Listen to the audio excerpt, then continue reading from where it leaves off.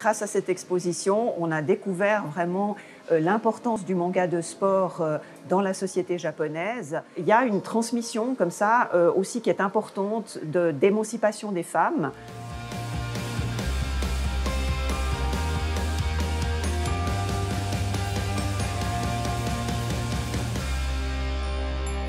Le manga de sport va s'inspirer de la situation actuelle. Si on reprend les origines juste après la Deuxième Guerre mondiale, il y a vraiment un pays qui a hâte de se reconstruire et le sport devient un élément extrêmement important pour reprendre confiance en soi, croire encore à des valeurs. Il y a donc une influence des mangas sur la pratique du sport, mais il y a aussi par exemple des grands champions qui vont influencer les créateurs de mangas.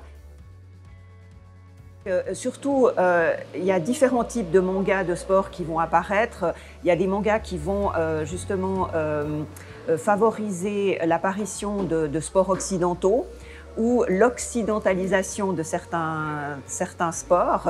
Juste après la Deuxième Guerre mondiale, les arts martiaux sont interdits au Japon.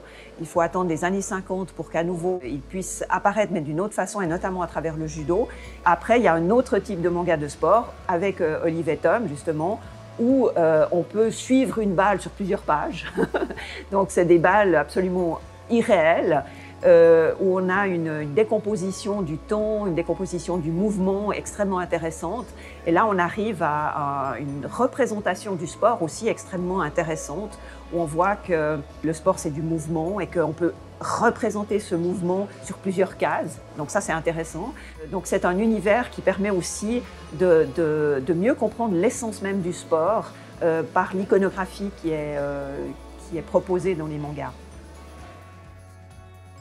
C'est un genre qui a été important pour les femmes déjà en 1964, où on voit par exemple avec les Jeux Olympiques de Tokyo, les premiers Jeux en Asie, qui ont été donc, en 1964 à Tokyo, une équipe de volleyeuses japonaises deviennent médaille d'or et elles vont influencer le manga de sport, elles vont donner lieu à Attack No. 1 et ça va avoir une incidence extrêmement importante sur les jeunes filles qui vont aussi pratiquer du volley et du volley à un niveau important.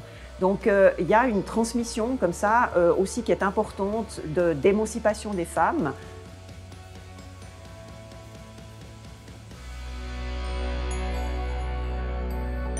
Là, les Jeux paralympiques de Tokyo vont beaucoup contribuer aussi au développement de mangas de sport para. Je pense qu'on est vraiment au début de quelque chose de très, très intéressant qui va aussi certainement beaucoup influencer et avoir un impact aussi pédagogique extrêmement important pour même les Occidentaux. Je pense que ça, c'est une excellente chose.